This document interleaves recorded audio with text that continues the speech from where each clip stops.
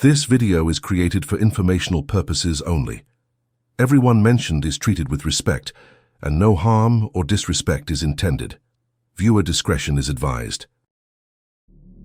On August 20th, 1989, Beverly Hills, California, José and Kitty Menendez were watching television in their family room inside one of the most exclusive neighborhoods in America. The house was quiet, the night was ordinary, and then, without warning, someone walked in with a shotgun. José Menendez was shot 6 times, his wife Kitty 10 times. The attack was so violent that when police arrived just before midnight, they initially believed it was a mob hit, the kind of execution reserved for people who cross dangerous lines. But this wasn't the mob, and the truth behind who pulled those triggers would take 7 years, 2 trials, and thousands of hours of testimony to uncover. Even then, the question remained, were the killers cold-blooded murderers, or were they something else entirely? Because what happened that night wasn't just a double homicide, it was the end of a story that had been building for years behind closed doors. A story about money, power, fear, and allegations so disturbing that, when they finally came to light, they would split the nation down the middle. By the time you reach the end of this video, you'll have seen every major piece of evidence. The spending sprees, the therapy tapes, the alleged abuse, the court battles, and you'll have to decide for yourself. Were Lyle and Erik Menendez monsters who killed for inheritance, or victims who believed they had no way out? The answer isn't as simple as you think. This case has been dissected by the media for over 3 decades. It's been turned into documentaries, dramatized in television series, and debated in courtrooms across the country. But here's what most of those stories miss. The evidence doesn't point in just one direction. The same facts that convinced one jury the brothers were guilty convinced another jury they might have been telling the truth. This is a story where the line between victim and killer becomes so blurred that even after a conviction, the courts are still trying to figure out what justice looks like.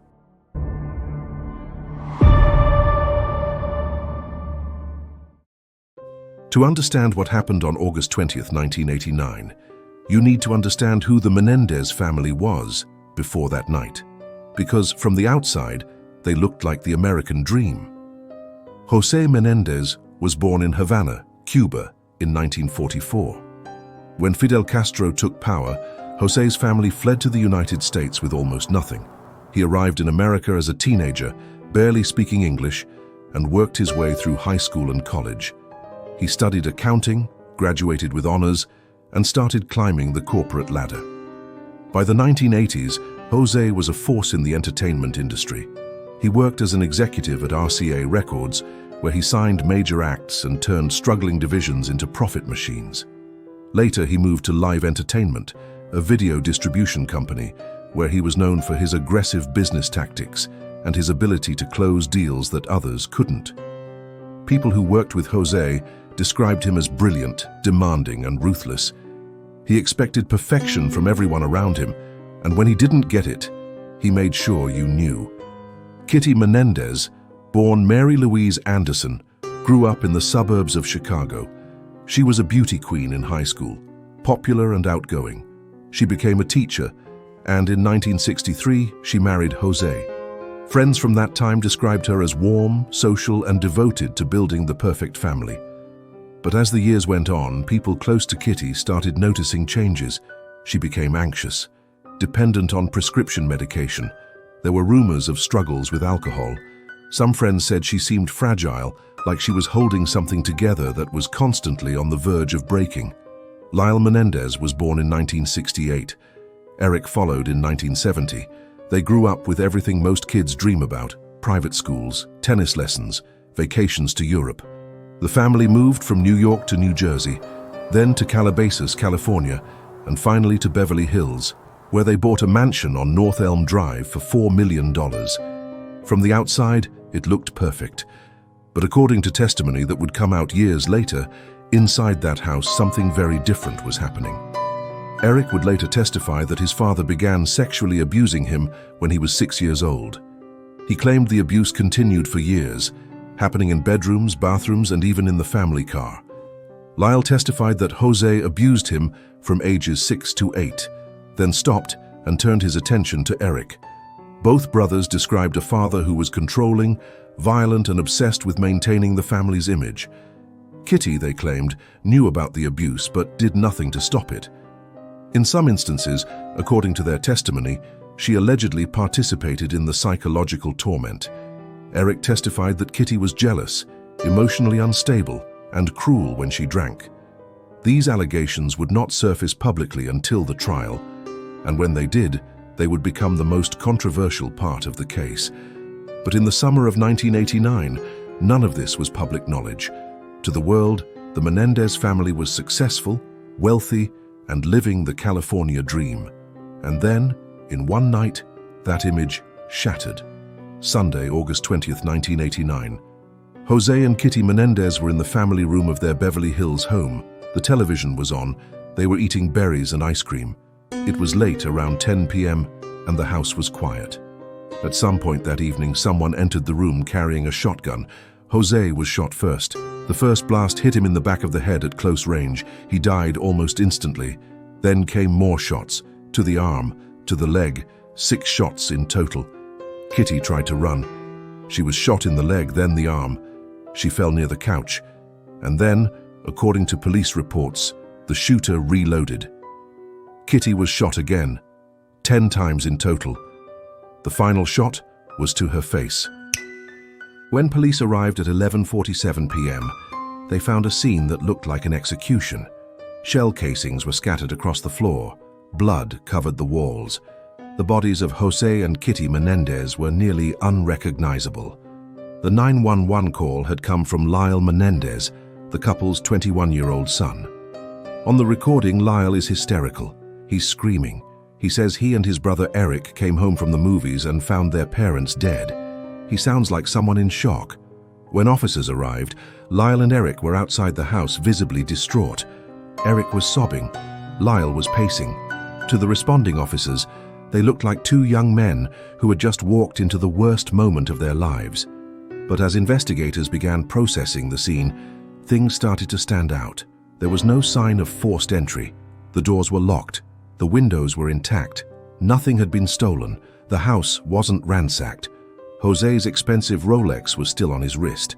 Kitty's jewelry was untouched. And the way José and Kitty were killed didn't match a robbery. Shotguns are loud. They're messy. They're the kind of weapon you use when you want to make sure someone is dead.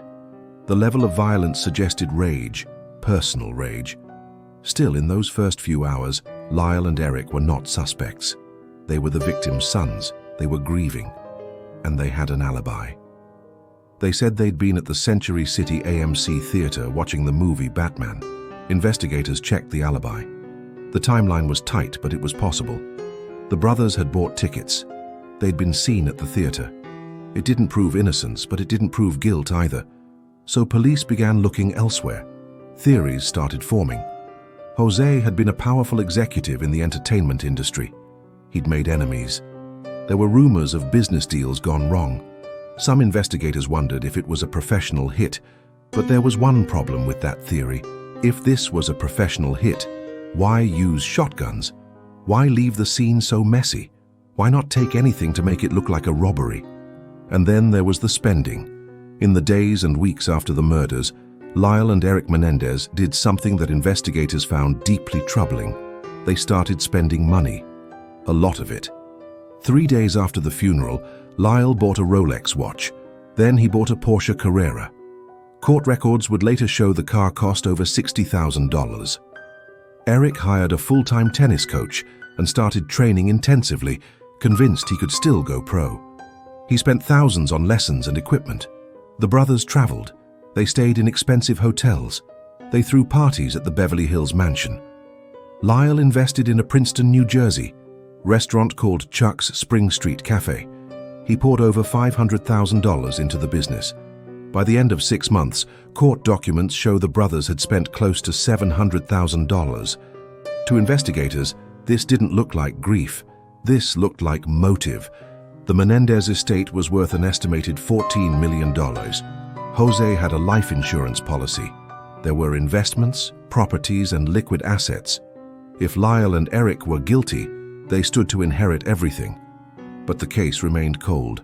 There were no witnesses to the murders, No murder weapon had been found. No physical evidence tied the brothers to the crime, and without a confession or hard evidence, prosecutors had nothing to charge them with. So the investigation stalled. Months passed. The media coverage faded. The case became another unsolved Beverly Hills murder.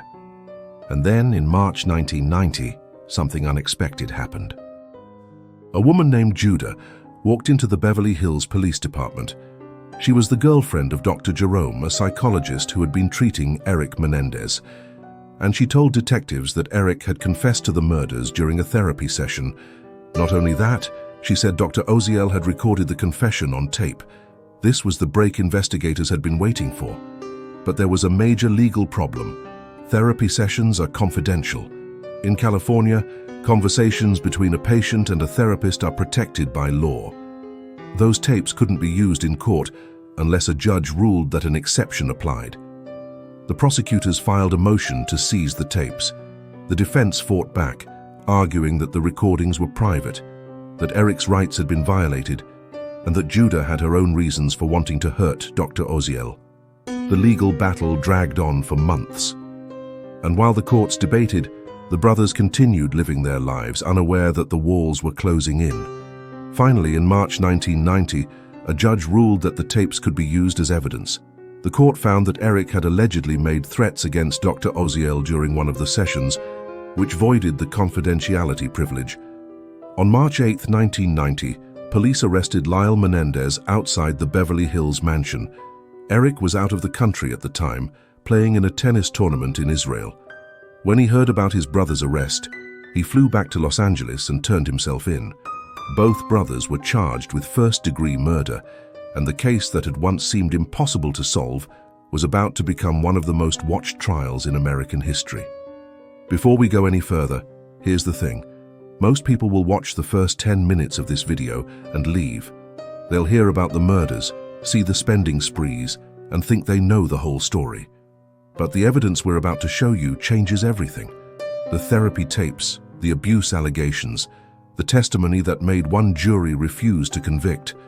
If you want to understand why this case is still being fought in court in 2025, you need to see what comes next. So if you're still here, if you actually want to know the truth, subscribe now. Because what happens in the next few minutes is the reason this case is yet to be settled. The first trial began in June 1993. The proceedings were televised on court TV, and millions of Americans tuned in to watch. The prosecution's case was straightforward. Deputy District Attorney Pamela argued that Lyle and Erik Menendez killed their parents for money. The motive was greed, the plan was calculated, and the evidence was overwhelming. First, there were the shotguns. Prosecutors presented records showing that 2 days before the murders, on August 18, 1989, Lyle and Erik drove to a sporting goods store in San Diego. They used a fake ID belonging to Erik's friend. They paid cash for 2 Mossberg shotguns. When the store clerk asked what they planned to hunt, they said birds. 2 days later, those shotguns were used to kill José and Kitty Menendez. After the murders, according to testimony, the brothers drove to Mulholland Drive and threw the shotguns into a canyon. They changed their clothes. They disposed of the shell casings. Then they went to the Century City movie theater, bought tickets to Batman, and created an alibi. When they called 911 later that night, prosecutors argued they were acting. The hysterical sobbing, the shock, the grief, it was all performance. And then there was the spending. Prosecutors presented receipts, bank statements, and testimony from witnesses who said the brothers showed no signs of mourning. One witness testified that Erik had said, quote, "I'm finally free." But the most damaging evidence came from Dr. Jerome Oziel's therapy tapes.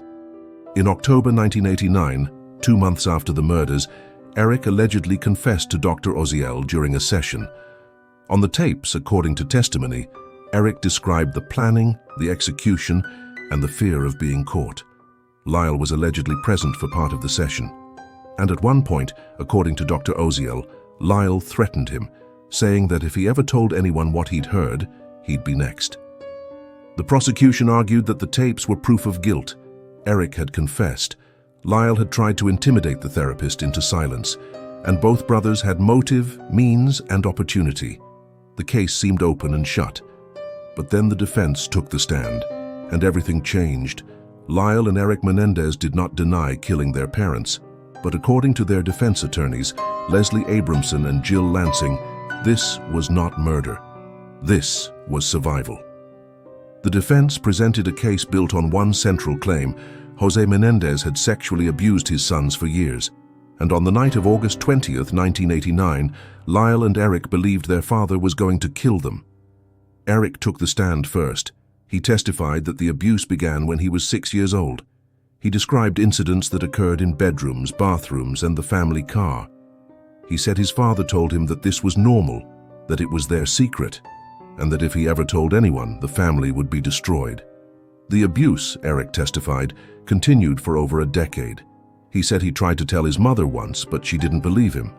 He tried to tell Lyle, and Lyle admitted that José had done the same thing to him years earlier. Lyle testified that José abused him from the ages of 6 to 8. He said the abuse stopped when he told his father he would tell someone if it didn't. But instead of ending, Lyle claimed, José simply turned his attention to Erik. Both brothers described a father who was controlling to the point of obsession. José monitored their grades, their social lives, their futures. He decided what sports they would play, what schools they would attend, what careers they would pursue. According to their testimony, José once told Erik that if he didn't win a tennis match, he would be punished. Kitty, the defense argued, was not innocent either. She allegedly knew about the abuse but did nothing. In some instances, according to Erik's testimony, Kitty was physically and emotionally abusive herself. Erik testified that Kitty once grabbed him by the hair and screamed at him, saying he was destroying the family. The defense called witnesses who testified to seeing signs of abuse. A cousin, Diane van der Molen, testified that Lyle had told her about the abuse when he was 8 years old. She said she told Kitty, but Kitty denied it and cut off contact with her. Another witness, a family friend, testified that José had a reputation for being aggressive and controlling. Several people described José as someone who demanded perfection and punished failure. But the most critical piece of evidence came in the form of a letter. In December 1988, 8 months before the murders, Erik allegedly wrote a letter to his cousin Andy Cano. In the letter, Erik reportedly referenced the abuse and expressed fear about what his father might do. The letter was presented to the jury as evidence that the abuse claims were not fabricated after the fact. The defense argued that in the weeks leading up to the murders, the situation had escalated. Lyle had confronted José about the abuse. José allegedly threatened both brothers, saying that if they ever told anyone, he would kill them. Erik testified that he believed his father was going to murder them to protect his reputation. On the night of August 20th, the defense claimed Lyle and Erik were in a state of panic. They believed their lives were in immediate danger. They retrieved the shotguns they had purchased days earlier, intending to protect themselves. And when they walked into that family room, they acted out of fear. The spending spree, the defense argued, was not evidence of greed. It was evidence of trauma. The brothers were in shock. They were disassociating. They were trying to fill a void that had been left by years of abuse. The therapy tapes, the defense said, had been taken out of context. Dr. Oziel had manipulated the sessions. He had his own agenda. And Judalon Smythe, the woman who reported the tapes to police, was motivated by revenge against Dr. Oziel, not by a desire for justice. The first trial lasted 6 months, and when it came time for the jury to deliberate, something remarkable happened. They couldn't agree. In January 1994, after months of testimony, both juries in the Menendez trial were deadlocked. One jury was deliberating Lyle's case, another was deliberating Erik's, and neither could reach a unanimous verdict. Some jurors believed the brothers were guilty of first-degree murder. The evidence was clear. They'd planned the murders. They'd bought the guns. They'd spent the money. The abuse claims, these jurors argued, were a convenient defense invented after the fact. But other jurors believed the abuse was real. They believed the brothers had been terrorized for years and had acted out of genuine fear. These jurors argued that the killings were not premeditated murder. They were manslaughter, driven by imperfect self-defense. The result was a mistrial. Both juries were hung. The case would have to be tried again. The second trial began in 1995. But this time the rules were different. Judge Stanley Weisberg imposed stricter limitations on what the defense could present. Much of the detailed testimony about abuse that had been allowed in the first trial was excluded. The defense could mention the abuse, but they couldn't go into the same level of detail. The prosecution, meanwhile, focused even harder on the evidence of premeditation. They brought in forensic experts who testified about the shot patterns, the reloading of the shotguns, and the number of rounds fired. They emphasized the fake ID used to buy the guns. They highlighted the money spent in the months after the murders. This time, the jury reached a verdict. On March 20, 1996, Lyle and Erik Menendez were found guilty of first-degree murder. They were sentenced to life in prison without the possibility of parole. For most people, that was the end of the story. The brothers were guilty. Justice had been served. The case was closed. But for the Menendez family and for those who believed the abuse allegations, the fight was far from over. Here's what most documentaries won't tell you. The story didn't end with the conviction, because in 2023, something happened that reopened the entire case. New evidence surfaced, evidence that corroborated the abuse claims, evidence that even some prosecutors admitted they hadn't seen during the original trial. If you've made it this far, you deserve to know what that evidence was. But before we get there, let me ask you something. How many videos have you watched this week where you actually learned something? Where the story didn't just entertain you, but made you think? If this is one of those videos, prove it. Hit subscribe, because the next 10 minutes are going to show you why this case is still being argued in courts today, more than 35 years after those shots were fired. For nearly 3 decades, Lyle and Erik Menendez sat in prison. They were housed in separate facilities. They weren't allowed to see each other. They both married while incarcerated. By all accounts, they became model prisoners, participating in rehabilitation programs and staying out of trouble. But their legal team never stopped fighting. And in 2023, something remarkable happened. A letter surfaced, written by Erik Menendez in December 1988, 8 months before the murders. The letter was addressed to his cousin, Andy Cano. In it, Erik allegedly described ongoing abuse by his father and expressed fear about what might happen if he tried to stop it. The letter had been mentioned during the original trial, but the original copy had never been presented. In 2023, the actual letter was found and submitted to the court as new evidence. Then, in 2024, another piece of corroboration emerged.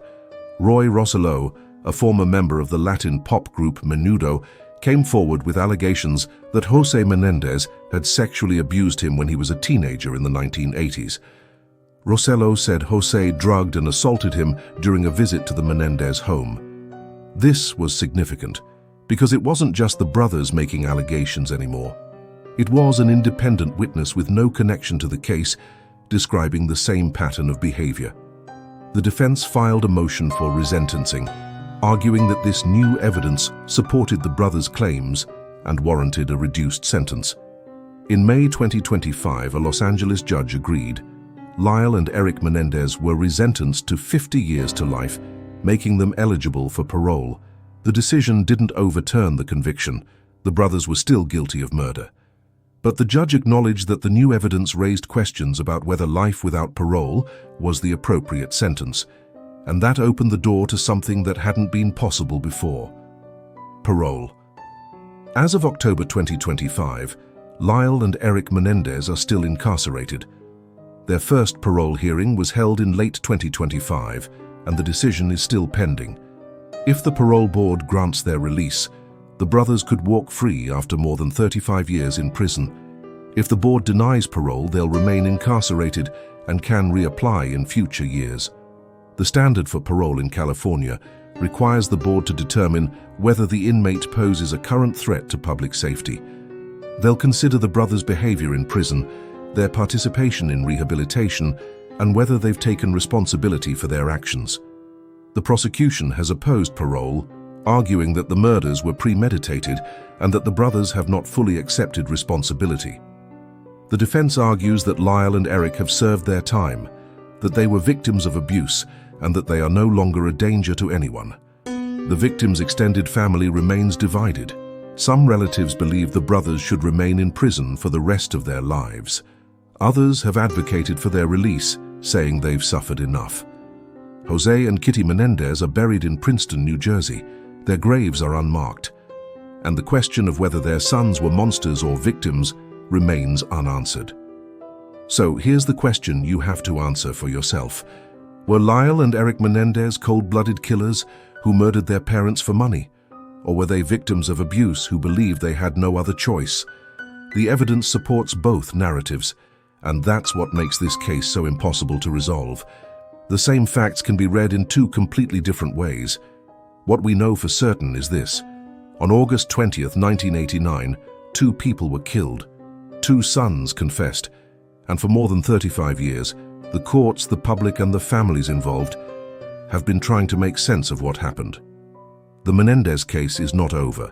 It's still unfolding, and the answer to whether they were monsters or victims may never be simple. Now it's your turn. After everything you've heard, where do you stand? Do you believe the brothers were motivated by greed or by fear? Leave a comment. 1 sentence. Tell me what you think.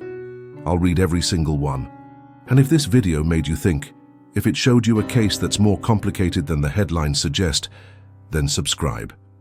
Because the truth is never as simple as it seems, and if you care about finding it, you'll want to be here for the next one. This was the Menendez case. The facts are public, the verdict is history, but the truth is still up to you.